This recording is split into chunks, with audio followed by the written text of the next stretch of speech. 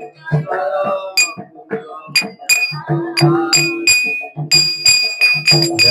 राधा माधव कुंज बिहारी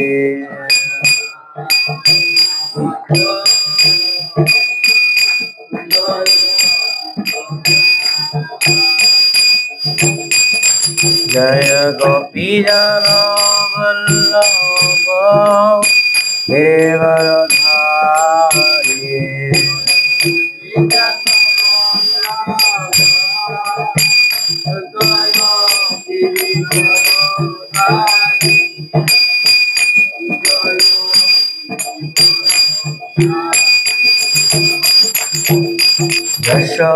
यशोदानंदन व्रजनंदन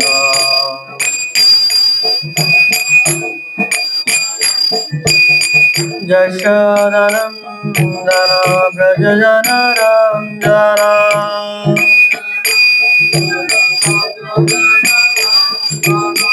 जमुना तीरावनचारी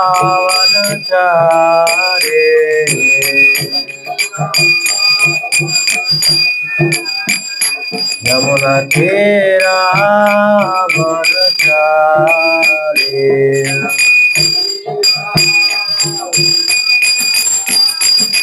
जय राधा माधव जय Kunj Bihari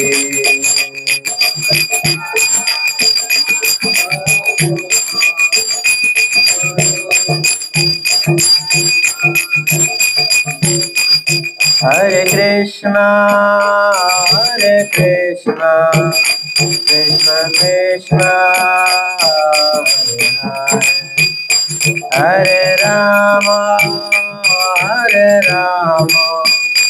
Rama Rama Hare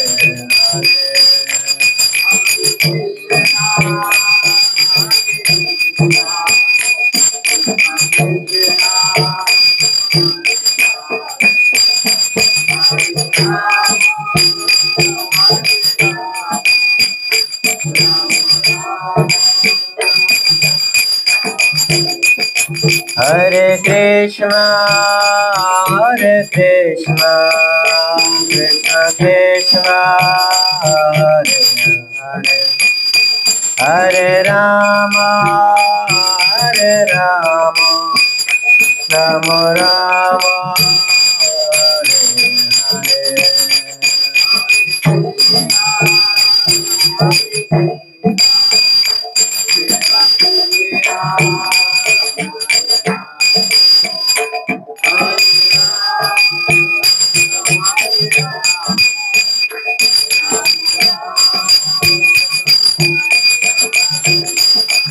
Jai Radha Madhava Jai Radha Madhava Radha Madhava Jai Radha Madhava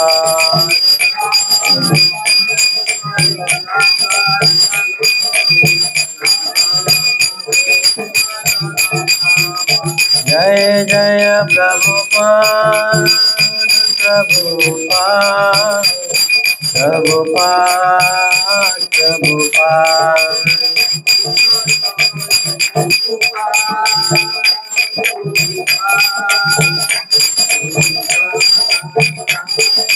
Nitai Gaura Haribo Haribo Haribo Haribo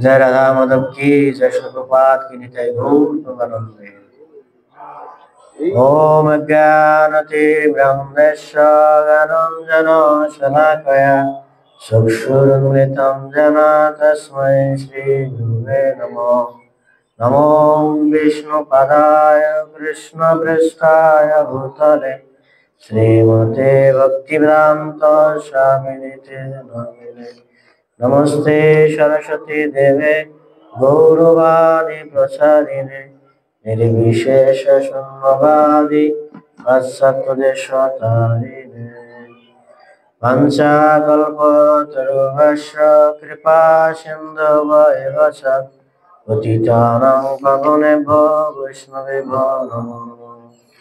हे कृष्ण करुणा सिन्धु दीनबन्धु जगत्पते गोपेश गोपिकान्त राधाकान्त नमोस्तुते। तप्त कांचन गौरांगे राधे वृंदावनेश्वरी विश्वभानुसुते देवी प्रणमामि हरिप्रियाय। नीलाचल निवासाय नित्याय परमात्मने बलभद्र सुभद्रां जगन्नाथाय नमो नमः।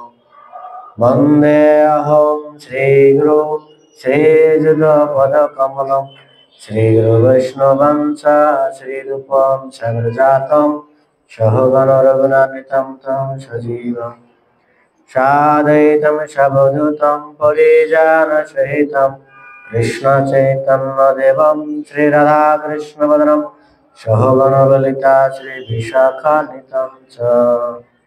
नमो महावदनाय कृष्ण प्रेम प्रदायते कृष्णाय कृष्ण चैतन्य नामने गुरुतिष्ठे नमो नमः। नमो ब्रह्मण देवाय गो ब्रह्मण हिताय च जगद्हिताय कृष्णाय गोविन्दाय नमो नमः। जय श्री कृष्ण चैतन्य प्रभु नित्यानंद श्री अद्वैत गदाधर श्रीवासदि गौरभक्तवृंद। हरे कृष्ण कृष्ण कृष्ण हरे हरे हरे राम राम राम हरे हरे। ओम नमो भगवते वासुदेवाय। ओम नमो भगवते वासुदेवाय। ओम नमो भगवते वासुदेवाय। श्रीमद् भगवद गीता যথাযথ चतुर्थ अध्याय ज्ञानयोग श्लोक नाम 37। সকলে বলবেন তৎ বিদ্ধি প্রণিপাতে পরিপ্রশ্নায় সেবায় উপদেক্ষন্তি তে তে জ্ঞানম জ্ঞানী তত্ত্ব দর্শিনীহ। ঠিক আছে, শ্রবণ করুন। তদ বৃদ্ধি প্রণিপাতেন পরিপ্রশ্নন সেবায় উপদেক্ষন্তি তে জ্ঞানম জ্ঞানীনা তত্ত্ব দর্শনে। উক্ত শ্লোকের শব্দের অর্থ তদ বিভিন্ন যজ্ঞের সেই জ্ঞান বৃদ্ধি জানাবার চেষ্টা করেন প্রতিপাতে সদ্গুরু শরণাগত হয় পরিপ্রশ্নয় না ঐকান্তিক বিনম্র প্রশ্নের দ্বারা সেবার দ্বারা উপদেক্ষান্তিতে উপদেশ দান করবেন তে তোমাকে জ্ঞানী ন আত্মতত্ত্ববেত্তা তত্ত্ব দর্শন দ্রষ্টাগণ। অনুবাদ সকল বলবেন। সদ্গুরুর শরণাগত হয়ে তত্ত্বজ্ঞান লাভ করার চেষ্টা করো। বিনম্র চিত্তে প্রশ্ন জিজ্ঞাসা করো এবং অকৃত্রিম সেবার দ্বারা তাকে সন্তুষ্ট করো। তা হলে সেই তত্ত্বদ্রষ্টা পুরুষেরা তোমাকে জ্ঞান উপদেশ দান করবেন। বোঝা গেছে? এই শ্লোকের তাৎপর্য করেছেন শ্রী ভক্তিবেদান্ত স্বামী জয়শ্রী প্রভুপাদ কি। পারমার্থিক উপলব্ধির পথ নিঃসন্দেহে দুর্গম, তাই ভগবান আমাদের উপদেশ দিয়েছেন যে সেই সদ্গুরুর শরণাগত হতে, যিনি গুরু পরম্পরা ধারায় ভগবত তত্ত্বগত জ্ঞান লাভ করেছেন। গুরু পরম্পরা ক্রমে যিনি ভগবত তত্ত্ব জ্ঞান লাভ করেননি তিনি কখনো গুরু হতে পারেন না। ভগবান হচ্ছেন আদি গুরু। তিনি এই পরম তত্ত্ব জ্ঞান সৃষ্টির আদিতে দান করেছিলেন। তারপর গুরু শিষ্য ধারায় পরম্পরাক্রমে এই জ্ঞান প্রভাবিত হয়ে এসেছে। তাই এই পরম্পরা ধারায় যিনি এই জ্ঞান আহরণ করেছেন তিনি এই জ্ঞানের প্রকৃত তত্ত্ব উপলব্ধি করতে পেরেছেন এবং তিনি এই জ্ঞানকে যথাযথ রূপে দান করতে পারেন। মন গড়া একটি সিদ্ধান্ত পদ্ধতিতে উদ্ভব করে আমরা কখনো ভগবানকে উপলব্ধি করতে পারি না। একদল মূর্খ প্রতারক গুরু সেজে নানা রকম অশাস্ত্রীয় পদ্ধতি উদ্ভাবন করে লোক ঠকায়।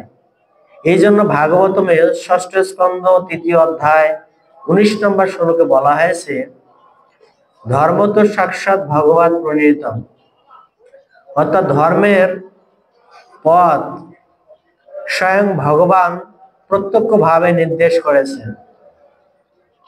তাই জল্পনা কল্পনা বা বৃথা তর্ক অথবা শাস্ত্রগ্রন্থ মন গড়া ব্যাখ্যা মাধ্যমে কখনো আধ্যাত্মিক জীবনের অগ্রসর হওয়া যায় না। পরম তত্ত্বজ্ঞান লাভ করার জন্য কৃষ্ণ তত্ত্ববেতা গুরুদেবের শরণাগত হতে হয়। সুদৃঢ় বিশ্বাস তার চরণাম্বুজে আত্মসমর্পণ করতে হয় এবং সম্পূর্ণ নিরহংকারী হয়ে কৃত দাসের মতো তার সেবা করতে হয়। সদ্গুরুর সন্তুষ্টি বিধান করার মাধ্যমে আধ্যাত্মিক জীবনে উন্নতি লাভ করা যায়। আত্মসমর্পণ বা ও সেবা না করে কেবল প্রশ্ন করে কখনোই এই তত্ত্বজ্ঞান লাভ করা যায় না। গুরুদেবের পরীক্ষা করে দেখেন শিষ্যের মধ্যে তত্ত্বজ্ঞান লাভ করার বাসনা কতটা প্রবল হয়েছেন। এই পরীক্ষায় উত্তীর্ণ হতে পারলেই গুরুদেব তার শিষ্যকে পরম তত্ত্বজ্ঞান লাভ করার আশীর্বাদ দান করেন। এখানে অন্ধের মতো অনুকরণ অথবা মোড়ের মতো নিরর্থক প্রশ্ন করার নিন্দা করা হয়েছে। কেবল শাস্ত্র কেবল শ্রদ্ধা সহকারে গুরু প্রদত্ত উপদেশ শ্রবণ করবেন তা নয়, তাকে আত্মসমর্পণ এবং গুরুদেবের ঐকান্তিক সেবা এবং তত্ত্বজ্ঞান জিজ্ঞাসার মাধ্যমে এই জ্ঞানের মর্ম উপলব্ধি করতে হবে। সদ্গুরু সর্বদাই তার শিষ্যের প্রতি অত্যন্ত কৃপা পরায়ণ। তাই শিষ্য যখন বিনীত আজ্ঞা অনুভূতি সেবায় সর্বত্রভাবে তৎপর হয় তখন জ্ঞান এবং তত্ত্ব জিজ্ঞাসার বিনিময় পূর্ণ হয়। এই শ্লোকের তাৎপর্য সমাপ্ত। জয় শ্রী প্রভুপাদ কি। বোঝা গেছে কি বলছে আজকে পরেশ বাবু? কি বলছে আজকে?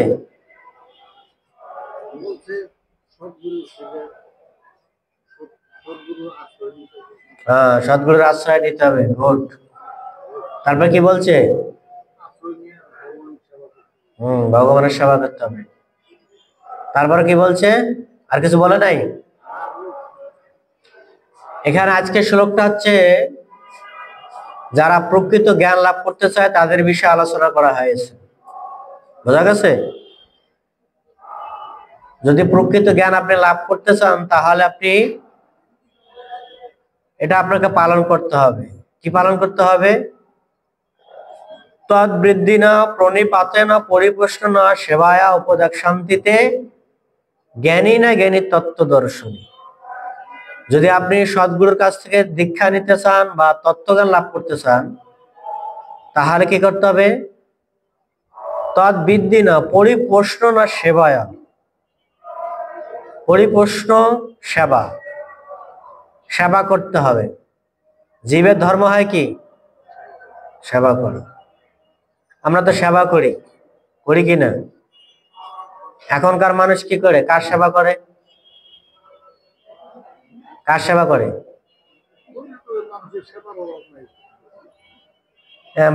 দামি দামি কোয়ালিটি ডগের জন্য বাথরুম বানায়। তারপরে কি কার জন্য কি করে? সেবার শেষ নাই, সেটা তো পরে অপশন। সেবা কার করে সেটা তো জানতে হবে। হ্যাঁ, তো কলিযুগের মানুষ ভগবান সেবা করে না, করে কার সেবা? সুন্দর কুকুরের, বিল্লির, তারপরে কি টিয়া পাখি, তারপরে কি ওই তো, ওইটাই তো বললাম, আমি তো বলে দিলাম। তারপরে কি আর কি আছে? আর কি দামি দামি কি? টিয়া, তারপরে কি আর কি আছে? ময়না, এই যে মাতাজি বলছে মাতাজি মানে ময়না সেবা করে। হ্যাঁ, ময়না কথা বলতে পারে, টিয়াও কথা বলতে পারে। ঠিক আছে। এই জন্য বলছে সেবা আমাদের করতে হবে। এই কথার মধ্যে, পাড়ের মধ্যে প্রশ্ন চলবে না কোনো, শুনবেন, শোনার পরে প্রশ্ন হবে। ঠিক আছে। তারপরে কি প্রত্যেকটা ব্যক্তি সেবা করবে। এই হাত, হাত কার সেবা করে? জি না, হাত, হাত হচ্ছে দেহের সেবা করে। হাত ভগবানের সেবা করে না, দেহের সেবা করে। কার সেবা করে? হাত দেহের সেবা করে। ঠিক আছে। দেহের সেবার মাধ্যমে হাত সন্তুষ্ট হয়, ভগবানের সেবার মাধ্যমে সন্তুষ্ট হয় না? হয় কি হয়? কয় বেলা পুষ্পদান চরণে? কয় বেলা পুষ্পদান চরণে ভগবানের চরণে?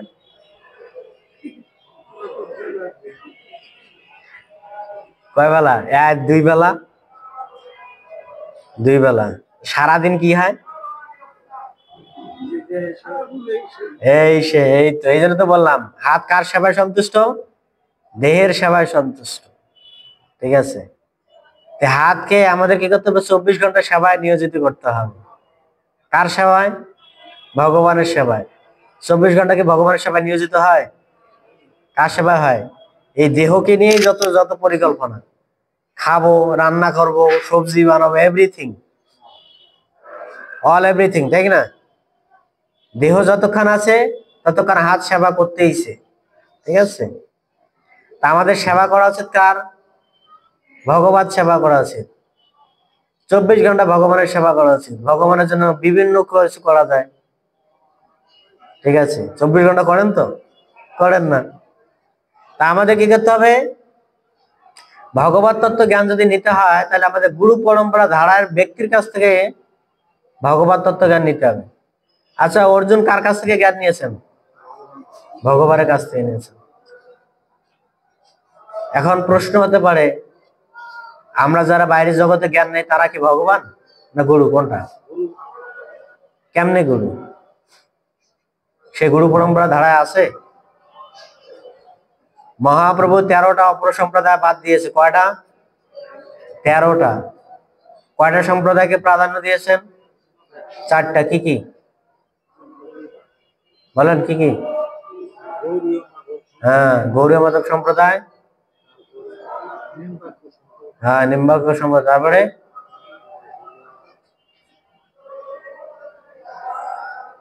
আর মনে নাই? মাতাজিরা বলেন, আর দুইটা বলেন। হ্যাঁ, শ্রী সম্প্রদায়। 3টাই। আরেকটা বলেন, আরেকটা বলেন। হ্যাঁ, রুদ্র। হ্যাঁ, রুদ্র সম্প্রদায়। কটা সম্প্রদায় আছে? 4টে সম্প্রদায়। যে মহাপ্রভু বলছেন, যদি কেউ এই 4 সম্প্রদায়ের একটা অন্তর্ভুক্ত হয়, কতক্ষণ কেন শোনেন, 4টে সম্প্রদায়ের একটা অন্তর্ভুক্ত হয়, ভজনা করতে হবে। যদি কেউ এই 4টার সম্প্রদায়ের একটা অন্তর্ভুক্ত হয়ে ভজনা না করে, সে ভগবত ধামে যেতে পারবে না। এটা আমার কথা না, মহাপ্রভু স্বয়ং নিজে বলছেন। যদি তিনি এই কথা নিজে না বলতেন, তাহলে 13টা অপর সম্প্রদায় বাদ দিত না। আউল বাউল, কর্তা, নেড়া, ভেজা, দরবেশ, সাই, গোসাই, কত কিছুই আছে, সব বাদ দিছে। তাহলে 4টে সম্প্রদায়কে কেন প্রাধান্য দিল? যেহেতু এই 4 সম্প্রদায় ভগবানের সেবা হয়। ঠিক আছে, বোঝা গেল? এই জন্য মহাপ্রভু বলছেন, এই 4 সম্প্রদায়ের অন্তর্ভুক্ত হয়ে তাকে ভজনা করতে হবে। এখন প্রশ্ন হতে পারে, আমরা তো সনাতন ধর্মের লোক, কতজনের কাছে কতজনের দীক্ষা নিয়ে বইয়ে আছি, সে কি গুরু পরম্পরা ধারায় যুক্ত? সে তো বংশ পরম্পরা ধারায় যুক্ত। কোন পরম্পরা ধারায় যুক্ত? বংশ পরম্পরা ধারায় যুক্ত, ঠিক না? কি মাতাজি, ঠিক তো? আমি গুরু হয়েছে, আমার ছেলে গুরু হবে, তার ছেলে গুরু হবে, তার নাতিপুতি গুরু হবে, বংশ পরম্পরা ধারা তো। তা ভগবান কাকে জ্ঞান দিয়েছেন? অর্জুনকে তো পরে দিয়েছেন, তার আগে কাকে দিয়েছিলেন? হ্যাঁ, বিভীষণকে দিয়েছেন। বিভীষণকে? সূর্যদেব। তারপরে কাকে দিয়েছেন? হ্যাঁ, ইক্ষ্বাকু। তারপরে মনু। তারপরে কি? মনু ছেলে ইক্ষ্বাকু না, ইক্ষ্বাকু ছেলে মনু। মনুর পুত্র ইক্ষ্বাকু কোথায় পেলেন? গীতার অনুবাদে বলা আছে মনুর পুত্র না, ইক্ষ্বাকুর পুত্র হচ্ছে মনু। অনুবাদটা পড়বেন ভালো করে, পড়ে তারপর বলবেন, ঠিক আছে? তারপরে কাকে জ্ঞান দিয়েছেন? মনু কাকে দিয়েছেন? মনু তার পুত্রকে দিয়েছেন। তার পুত্র কি? কে তার পুত্র? কে? মনুর পুত্র ইক্ষ্বাকু না, মনুর পুত্র আছে উত্তানপাদ, আর আছে হ্যাঁ আচ্ছা কি যেন নাম, দুইজন পুত্র, ঠিক আছে? তার আছে 4 জন কন্যা। কয়জন কন্যা? 4 জন কন্যা। এদেরকে বংশ বিস্তার করতে বলছেন, বোঝা গেছে? এরা সকলে বংশ বিস্তার করেছেন। বংশ বিস্তার করে কি করেছেন? এ ভগবত তত্ত্ব জ্ঞান প্রদান করেছেন। এরপরে আসে নারদ মুনি, ঠিক আছে? ব্রহ্মার মানস পুত্র আছে কে? নারদ মুনি। নারদ মুনি পরে আসছে চতুষ কুমার, বোঝা যাচ্ছে? চতুষ কুমারের পরে আসছে, এই চতুষ কুমার থেকে যে সম্প্রদায় আছে সেটাকে বলা হয় কি? শ্রী সম্প্রদায়। এই যে লক্ষ্মী শ্রী নারায়ণের পূজা করে, এটা হচ্ছে শ্রী সম্প্রদায়, বোঝা গেল? তারপরে কি? রুদ্র সম্প্রদায়। শিবের থেকে যেটা আসছে সেটা হচ্ছে রুদ্র সম্প্রদায়। এখন তো আমরা যারা শিবের ভক্ত তারা কি খাই? কি খাই? মদ, গাঁজা, হিরোইন, ভাং। ভাং খাই তো নাকি? শয়তান, কলিযুগের শয়তান নাকি? এরা শিবকে কি করে? অনুকরণ করে। এটা চিন্তা করে না শিব গাঁজা খাইছে, আমিও গাঁজা খাই। শিবের প্রসাদ, মহাপ্রসাদ, বোঝা যাচ্ছে? আর শিব যে বিষ খাইছে সেটা খাইবে না, সেটা কি শিবের মহাপ্রসাদ না? কোন বিষ খেয়েছিলেন শিব? হ্যাঁ, বিষের নাম কি? কালকূট বিষ। কালকূট মনে রাখেন, যে বিষের প্রভাবে সমস্ত ব্রহ্মাণ্ড কলা হয়ে যাচ্ছে না, ঠিক আছে? হ্যাঁ, সমুদ্র মন্থন থেকে যে বিষটা উৎপন্ন হয়েছেন সেই বিষের নাম কি? কালকূট বিষ। আর এই বিষের এত প্রভাব যে পৃথিবীর একদম সমস্ত মানুষ নিঃশ্বাস নিতে পারবে না এই বিষের একটু যদি কি বাতাস স্পর্শ পায়। তাহলে কঠিন বিষকে সে ভগবান শিব গ্রহণ করেছেন। তা ভগবান শিব গ্রহণ করেছেন কোথায়? বিষটা রাখছেন গলায়। নাম কি হয়েছেন? নীলকণ্ঠ হয়েছেন। নাম কি হয়েছেন? নীলকণ্ঠ হয়েছেন। আর যারা শিবের পূজা করে ভাং খায় তাদের কি বলবেন এখন? ভণ্ড। নাম না। এই জন্য কলিযুগে যারা যে ভগবানের নাম করে যা কিছু খাচ্ছে কি সব কি ভণ্ডামি করতেছে নাকি? এখানে বলছেন যে আমাদের যদি আপনার তত্ত্বজ্ঞান লাভ করতে হয় তাহলে তত্ত্বজ্ঞানী ব্যক্তির কাছে প্রশ্ন করতে হবে। কি প্রশ্ন? কি প্রশ্ন? ভগবান কে? ভগবান কোথায় থাকেন? তিনি দেখতে কেমন? ঠিক আছে? আজকে ভাগবতমের ৪র্থ স্কন্ধের ৮ম অধ্যায় ধ্রুব মহারাজের ক্লাসে আমি পড়তেছিলাম, তো এখানে ভগবানের রূপ বর্ণনা করা হয়েছে। ভগবানের রূপ কেমন জানেন? তিনি হচ্ছেন, তার মুখে সবসময় হাসি থাকে। আর কলিযুগের ভগবানের রূপ কেমন? কলিযুগের ভগবান একদম মরা মরা, মনে আছে মরা মরা, কে ঠিক কিনা? কলিযুগে তো কত ভগবানই দেখা যায়, যায় কিনা? নিজেকে অবতার বলে দাবি করে বসে আছে।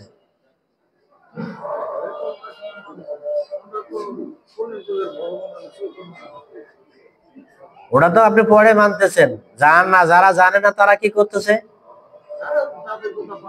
তাদের কথা বাদ দেবেন কেন? ঠিক আছে, পরে পরে শুনবেন আপনার কাহিনী। তাদের বাদ দেবেন কেন? তাহলে তারা কি পথভ্রষ্ট হচ্ছে কি না? কে পথভ্রষ্ট হচ্ছে? হচ্ছে। কেন হচ্ছে? হ্যাঁ, এজন্যই হচ্ছে, যেহেতু তারা তত্ত্বজ্ঞানী ব্যক্তির কাছে জিজ্ঞাসা করতেছে না ভগবান কে, হু আর ইউ ভগবান, জিজ্ঞাসা করতেছে না। অর্জুন কাকে জিজ্ঞাসা করেছেন? স্বয়ং ভগবানকে জিজ্ঞাসা করছেন।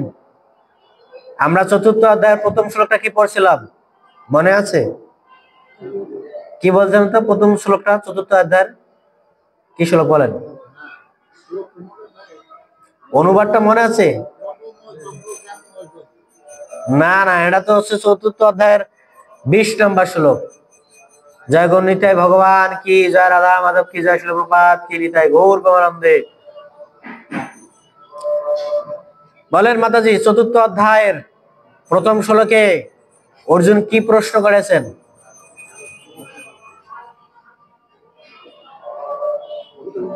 পড়ছেন না গীতা?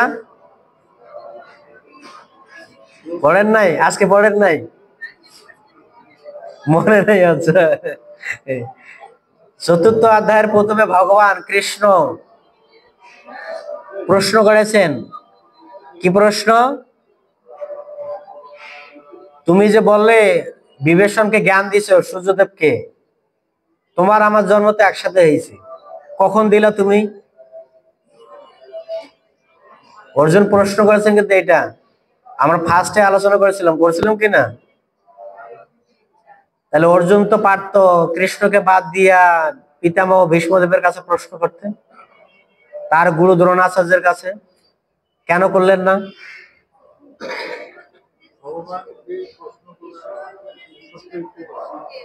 হ্যাঁ হ্যাঁ, এইটার জন্য না, তত্ত্বজ্ঞানী ব্যক্তির কাছে জ্ঞান নিতে হয়। কৃষ্ণ হচ্ছেন সমস্ত জ্ঞানের অধীশ্বর, তার কাছে আমি জ্ঞান নিলে কি পাবো? যথাযথ পথ প্রদর্শন পাবো। ঠিক আছে, যার কাছে জ্ঞান নিলে যথাযথ পথ প্রদর্শন পাবো না, তার কাছে আপনি কি জিজ্ঞাসা করবেন? যেমন একজন অন্ধ ব্যক্তি, একটা কাহিনী বলে আপনাদের, কাহিনীটা এর আগেও বলেছিলাম, ঠিক আছে? মনে আছে কাহিনীটার নাম হচ্ছে, এটা এক ব্যক্তি অন্ধ, বিবাহ করেছেন, শ্বশুর বাড়ি যাবেন, ঠিক আছে? তো শ্বশুর বাড়ি যাবেন, শ্বশুর বাড়ি বনের মাঝখান দিয়ে যেতে হবে। মনে আছে তো কাহিনীটা? শোনেন নাই? তাহলে শোনেন। তো ব্যক্তি বিবাহ করেছেন, শ্বশুর বাড়ি যাবে বনের মাঝখান দিয়ে। তো বনের মাঝখান দিয়ে গেলে কি করবে? অন্ধ ব্যক্তি তো লাঠি নিয়েই হাঁটে নাকি, আর এবং কানে সে শুনতে পায়, ঠিক আছে? তো লাঠি নিয়ে ঠক ঠক করে হাঁটতেছে, আর কানে শুনতেছে অনেক গরু নাড়াচাড়া করতেছে। এখন অন্ধ ব্যক্তি জিজ্ঞাসা করছে, গোয়ালা ভাই, তুমি কি আমার শ্বশুর বাড়িতে আমাকে দিয়ে আসতে পারবে? তোমার কাছে আমার এটা একটা প্রার্থনা, কারণ আমি অন্ধ ব্যক্তি, কখন হেঁটে হেঁটে যাব, আমার তো অনেক সময় লাগবে, কোন গাড্ডায় না পড়ি, ঠিক ঠিকানা তো নাই, ঠিক আছে? বলছে, হ্যাঁ দেখো ভাই, আমার তো অনেক সময় নাই। কি সময় নাই? কারণ আমার এতগুলো গাভী, আমি যদি তোমার শ্বশুর বাড়ি দিয়ে আসতে যাই, তাহলে আমার গাভী সব পালাই যাবে। তো আমার একটা বিশ্বাস্য গাভী আছে, ঠিক আছে? ওকে আমি তোমাকে ধরাই দেব, ও কি করবে? তোমাকে একদম তোমার শ্বশুর বাড়ি পৌঁছে দিবে, ঠিক আছে? বলছে, হ্যাঁ তাহলে ঠিক আছে, তুমি তাই করো। তাই করছে। গাভীর লেজ ধরলে কি হয় বোঝেন? আপনারা বোঝেন না? গাভীর লেজ ধরলে কি হয়? ও আর কি মানে ওর মন স্থির হয়, ও চিন্তা করে যে আমার চলবে, ঠিক আছে। আর যেই অন্ধ ব্যক্তি গাভীর লেজ ধরেছে আর গাভী এমন টানা শুরু করেছে, একদম খালে বিলে বন জঙ্গলে যেখানে যেরকম পাচ্ছে ধাম ধাম করে মাইরে নিয়ে যাচ্ছে, ঠিক আছে। আর এই গাভী ঘুরতে ঘুরতে ঘুরতে ঘুরতে এদিকে রাত হয়ে গেছে। এখন শ্বশুর বাড়ির লোক চিন্তা করছে জামাই তো আসার কথা, জামাই আসতেছে না কেন, ঠিক আছে। শ্বশুর শাশুড়ি বারান্দা অপেক্ষা করতেছেন। একদম রাত 10টা বেজে গেছে, তখন শ্বশুর বাড়িতে পৌঁছে গেছে। শ্বশুর বাড়ি পৌঁছে গেলে কি হবে, তার কোনো কিছুই নাই গায়ের মধ্যে, না পোশাক আছে না কোনো কিছু আছে, একদম বস্ত্রহীন। আর একদম গায়ের একদম কেটে সেটে একদম ছিঁড়ে মেরে অবস্থা খারাপ, পুরো শরীর রক্তাক্ত হয়ে গেছে। এখন এই দৃশ্য দেখে শ্বশুরে কি করছে, পাড়া প্রতিবেশীকে ডাক দিছে, চোর আইছে চোর আইছে গরু চুরি করার জন্য, ঠিক আছে। আর এই পাড়াবাসীর লোক এসে একদম জামাইরে আস্থা পিটান পিটাইছে, এবার পিটাইয়ে একদম তার কি জন্মস্থানে ফিরে আসছে, ঠিক আছে। এখান থেকে কি শিক্ষা হলো, কি শিক্ষা হলো, আমরা যদি ওই অন্ধ ব্যক্তির মধ্যে গাভীর লেজ ধরি তাহলে কি হবে, কোথায় পড়বো, কোনো না কোনো গাড্ডায় জঙ্গলে মঙ্গলে পড়ে একদম কোথায় যাব নিজেও বলতে পারবো না। কোথায় যাব, সোজা একদম নরকে। শ্বশুর বাড়ি কোথায়, নরকে যাব, ঠিক আছে। এই জন্য আমাদের তত্ত্বজ্ঞান যদি নিতে হয় তাহলে আমাদেরকে সেরকম তত্ত্বজ্ঞানী ব্যক্তির কাছ থেকে তত্ত্বজ্ঞান নিতে হবে, যে ভগবান সম্বন্ধে জানে, যে ভগবান সম্বন্ধে পুঙ্খানুপুঙ্খ ভাবে কি করবে, বর্ণনা করবে, বর্ণনা জানবে। এখানে বলছেন তাই। তারপরে কি করতে হবে, সেই ব্যক্তির সেবা করতে হবে। শুধু তত্ত্বজ্ঞান নিলে কিন্তু হবে না, সেবা করতে হবে। কি সেবা, গুরুদেবের সেবা করতে হবে। গুরুদেব কিসে প্রসন্ন হন, ঠিক আছে। গুরুদেব যা আদেশ দিবেন সেই আদেশটা পালন করা হচ্ছে শিষ্যের কর্তব্য, ঠিক আছে। এটা হচ্ছে গুরুদেব প্রসন্ন হবেন। আর তারপরে কি করতে হবে, তারপরে কি করতে হবে, যদি সেই তত্ত্বদ্রষ্টা ব্যক্তি আপনার সেবায় সন্তুষ্ট হয় তাহলে সে আপনাকে অন্তরঙ্গ জ্ঞান প্রদান করবে। অন্তরঙ্গ জ্ঞান মানে কি, ভগবানের গুহ্যতম জ্ঞান প্রদান করবে। যেই গুহ্যতম জ্ঞানের প্রদানের মাধ্যমে আপনি তার সেবায় আরো উৎসাহ লাভ করবেন। বোঝা গেল?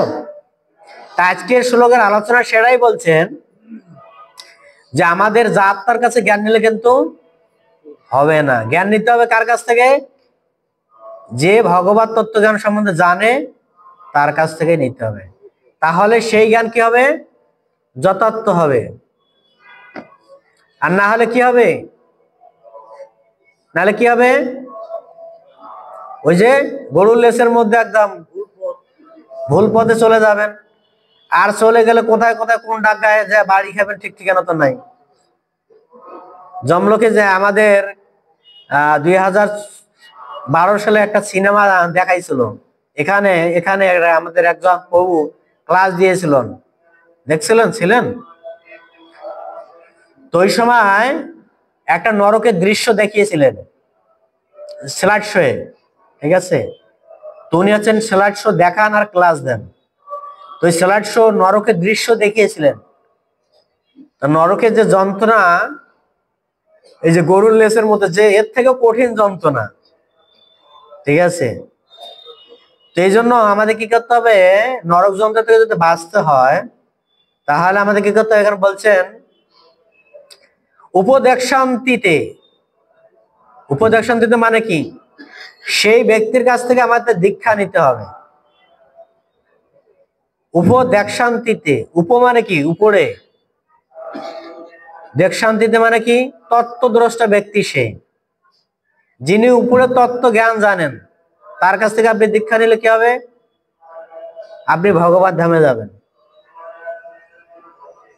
আমি আজকে আলোচনা কি শিক্ষা পাচ্ছি, তার আজকে আমরা আলোচনা পাচ্ছি এটাই যে 4টি সম্প্রদায়ের অন্তর্ভুক্ত হয়ে আপনাকে কৃষ্ণ ভজনা করতে হবে। এইরকম না যে আপনাকে ইসকনে এসে কৃষ্ণ ভজনা করতেই হবে, দরকার নাই। আপনাকে 4টি সম্প্রদায়ের একটা অন্তর্ভুক্ত হতে হবে। নয় শ্রী সম্প্রদায়, নয় রুদ্র সম্প্রদায়, আর নয় নিম্বাক আচার্য সম্প্রদায়, আর না হয় গৌরীয় মধ্য ব্রহ্ম সম্প্রদায়। যে কোনো একটা সম্প্রদায় আপনাকে যুক্ত হতে হবে কৃষ্ণ ভজনা করতে গেলে। আর যদি কৃষ্ণ ভজনা না করে উল্টাপাল্টা ভজনা করে তাহলে তো হয়েছে। আমরা কলিযুগের মানুষ তো অল্পতেই ভগবান বসে বেলাই, যার কাছ থেকে যা কিছু পাই তাকেই ভগবানের আসনে সিংহাসনে বসিয়ে দিই ভাই, ঠিক আছে? আর তাকেই সিংহাসনে বসিয়ে কত তুলসী পাতা চরণে দেই, বেলপাতা চরণে দেই, বেলপাতা তো দেয় না, তুলসী পাতাই দেয়, ফুল দেই, ঠিক আছে? এই কলিযুগের মানুষ এই জন্যই অধপতিত হয়, কারণ তারা ভুল ব্যাখ্যা শোনে, ভুল সিদ্ধান্ত শোনে। আর এই ভুল ব্যাখ্যা ভুল সিদ্ধান্ত শুনেই সে কি হয়, উল্টাপাল্টা ধর্ম করে। আর উল্টাপাল্টা ধর্ম করা মানেই গেল, সেও গেল, ধর্মও গেল, আর কি হলো, যে শিক্ষা দিয়েছে সেও গেল, ঠিক আছে? এজন্য আমাদের এই তত্ত্বজ্ঞানী ব্যক্তিকে খুঁজতে হবে। যেমন আপনাদের উদাহরণ দেয় এরকম, একটা ছাত্র যদি ভালো টিচারের কাছে না যায়, সে ভালো অঙ্ক শিখতে পারবে? কে শিখতে পারবে? পারবে না। তাহলে কি পারবে? ওই যেমন টিচার ধরবে তেমন শিক্ষা পাইবে, ঠিক আছে? এখনকার শিক্ষা মানে কি, সব রসগোল্লা, যেমন যেরকম খাবে তেমন সেরকম মিঠা পাবে, ঠিক আছে? তা আমাদের মনে রাখতে হবে, যার কাছে যেরকম আমরা শিখবো তার কাছ থেকে আমরা সেটাই গ্রহণ করব, ঠিক আছে? আর সেটাই গ্রহণ করে আমরা কি করব, আমরা সেটাকেই ব্যবহার করার চেষ্টা করব। আর সেটাই ব্যবহার করে কি হবে, আমিও ভুল পথে যাই, তুমিও ভুল পথে যাও। একজন মহাপ্রভু, আপনাদের এর আগেও বলেছিলাম, মহাপ্রভুকে প্রশ্ন করেছিলেন কে, শ্যাম শিবানন্দ। হ্যাঁ, আপনাদের তো মনে থাকে না, কালকে আপনাদের ধরবো, কালকে যদি আসেন না কালকে আপনাদের ধরবো। শ্যাম শিবানন্দ মনে রাখেন।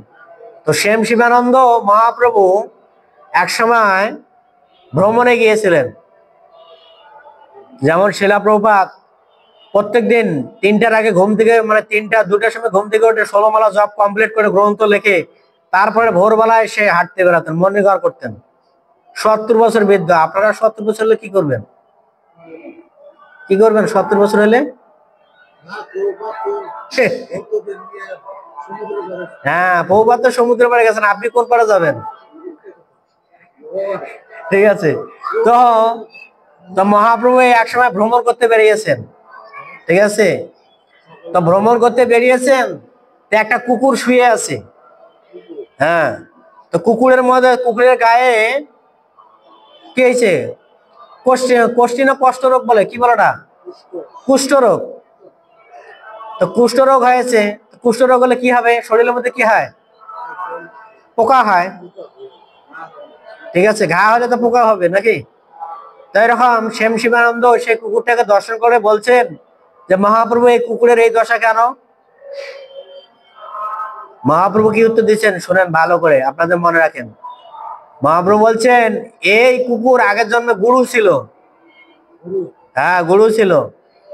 আর এই গুরু কি হয়েছেন, শিষ্যকে ভুল পথ প্রদর্শন করিয়েছেন।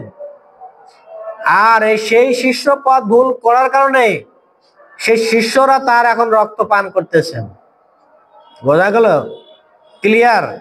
তাই আমাদের অন্য উল্টাপাল্টা গুরুর কাছে দেখে নিলে কিন্তু আমাদের সমস্যা আছে, আমরাও সেই গুরুর রক্ত পান করবো।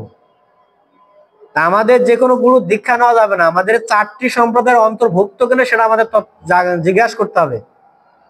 যদি কোনো গুরু দীক্ষা দিতে আসে, আমাদের জিজ্ঞাসা করতে হবে আপনি কোন সম্প্রদায়ের অন্তর্ভুক্ত।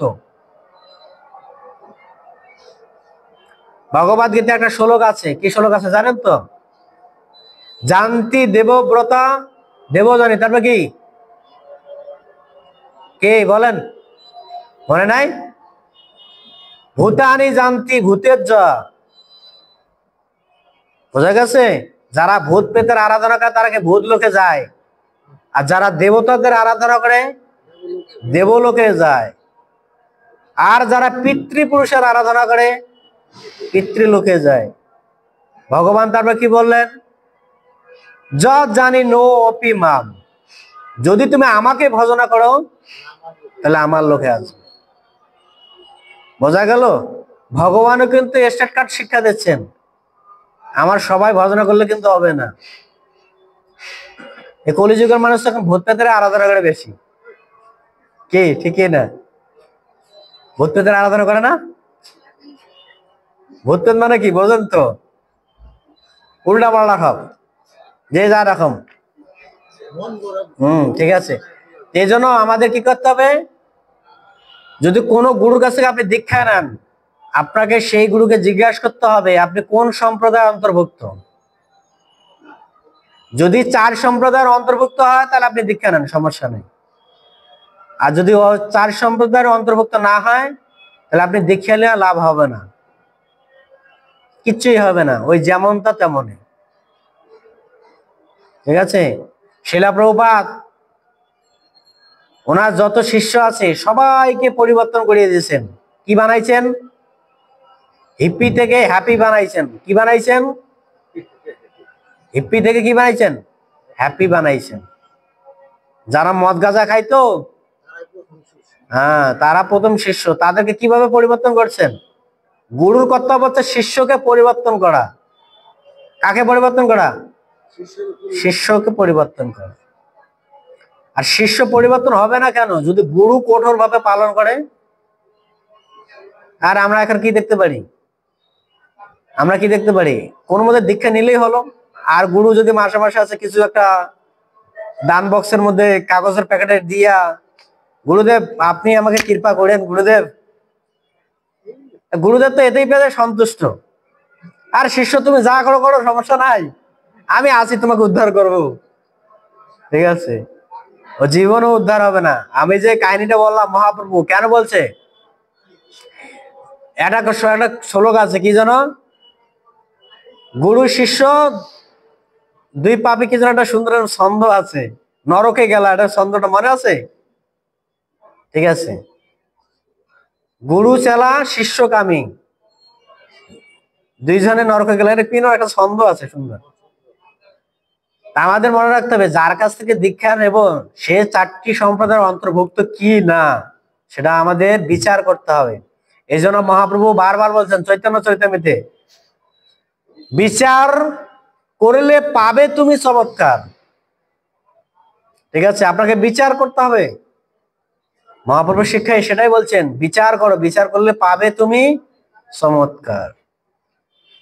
আপনি বিচার করবেন না, ভালো কিছু পাবেন না। ওই যেমন দেখবেন তেমন পাইবেন। আর তেমনে কি করবেন? সেই গুরু রক্ত খাইবেন পরবর্তী কীট পতঙ্গ হয়। বোঝা গেল? এই জন্য আমাদের যদি দীক্ষা নিতে হয়, আপনারা যারা দীক্ষা নেবেন বা যারা দীক্ষা নিয়েছেন সে 4টার অন্তর্ভুক্ত কি না আপনারা গুরুকে জিজ্ঞাসা করবেন। মহাপ্রভু এতগুলো সম্প্রদায় কেন বাদ দিছে? কারণ মহাপ্রভু এই জন্য বাদ দিছে, কারণ দেখতেছেন এরা সব উল্টা পাল্টা করতেছে। ঠিক আছে? নবদ্বীপ ধাম থেকে তিনি দেখেছেন, দেখে স্বইচ্ছায় তিনি বাদ দিয়েছেন, দিয়ে বলছেন না এদের বাপরে বাপ, এরা যদি ভজনা করে তাহলে তো আমার অবস্থা খারাপ। এই উল্টা পাল্টা যদি ভজনা করে, আমাকেও ভজবে না, কৃষ্ণকেও ভজবে না, ভজবে কাকে? ও যাকে ভাবে তাকে ভজনা করবে। ঠিক আছে? এই জন্য বলছেন, মহাপ্রভু বলছেন 13টা অপ্রসম্প্রদায় আমি বাদ, বাকি 4টি সম্প্রদায়কে আমি প্রাধান্য দিচ্ছি। কিন্তু সবচেয়ে বেশি প্রসন্ন হন মহাপ্রভু ব্রহ্মমাধ্য গৌড়ীয় সম্প্রদায় যদি আপনি অন্তর্ভুক্ত হতে পারেন, মহাপ্রভু সেটাতে বেশি খুশি হন। যেহেতু এই সম্প্রদায় কি হয়, সবসময় হরিনাম কীর্তন হয়। কি হয় এই সম্প্রদায়ে? সবসময় হরিনাম। ঠিক আছে? আর এই হরিনামের মাধ্যমে মহাপ্রভু বেশি প্রসন্নতা লাভ করেন। ঠিক আছে? এই জন্য আমাদের 4টি সম্প্রদায় যে কোনো একটা অন্তর্ভুক্ত হয়ে যদি আমরা হরিনাম করতে পারি তাহলে এই জন্মে গোলক বৃন্দাবন যাব, কোনো সন্দেহ নাই। ভগবান সে কথা বলছেন, সর্বধর্মান পরিত্যাজ্য মামেকম শরণং ব্রজ অহম তাম সর্ব পাপে ভো মোক্ষই স্বামী ডাইরেক্ট একদম বলে দিচ্ছেন, আর কিছু দরকার নাই, একদম মুক্তির পথ আমি দেখাই দিচ্ছি সোজা।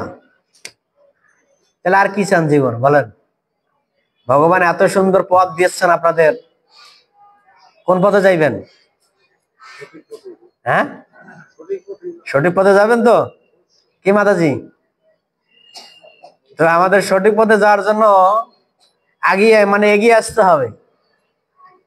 সময় গেলে সাধন হইবে না, চুল কিন্তু পাইকে যাচ্ছে, ঠিক আছে, দাঁত পড়ে যাচ্ছে, যমরাজ কিন্তু সিগন্যাল দিচ্ছে বারবার, মাজা ব্যথা হচ্ছে, হাড় ব্যথা হচ্ছে, হাড্ডি ব্যথা হচ্ছে, দাঁতে এনার্জি পাচ্ছি না, চাবাতে পারতেছি না, প্রত্যেক ক্ষণে ক্ষণে আমাদের কি সিগন্যাল দিচ্ছে যমরাজ, বাবা তোমাকে আমি সময় দিচ্ছি, তুমি রেডি হও। ঠিক আছে, এই জন্য আমাদের মনে রাখতে হবে ভগবান আমাদের সময় যে দিচ্ছে সেটাকে অপব্যবহার করা ঠিক না। ভগবান বলছেন যারা বুদ্ধিমান ব্যক্তি তারা সহজে সংকীর্তন জলে যোগদান করবেন। ঠিক আছে, এই জন্য আপনারা যদি বুদ্ধিমান হতে চান সকলে হরিনামে যোগদান করুন প্রেম সে। হরিনাম করতে কোনো কাজ টাইমে চলবে না, একদম জোরসে নৃত্য করবেন, গাইবেন। আমাদের তো সনাতন ধর্মের মাতাজিরা কীর্তন গাইতেও লজ্জা পায়, বলতেও লজ্জা পায়।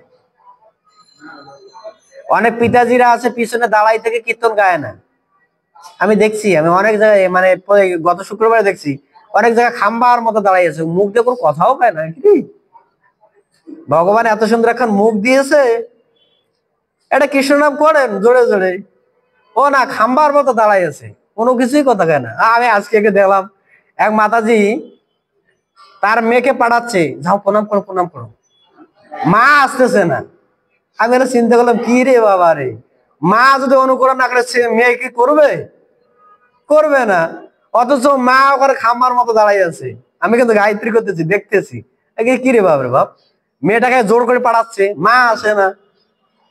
আমি চিন্তা করলাম এই আছে কলিযুগে আমাদের সনাতন ধর্মের অবস্থা। ঠিক আছে, তো এই জন্য আমাদের কি করতে হবে?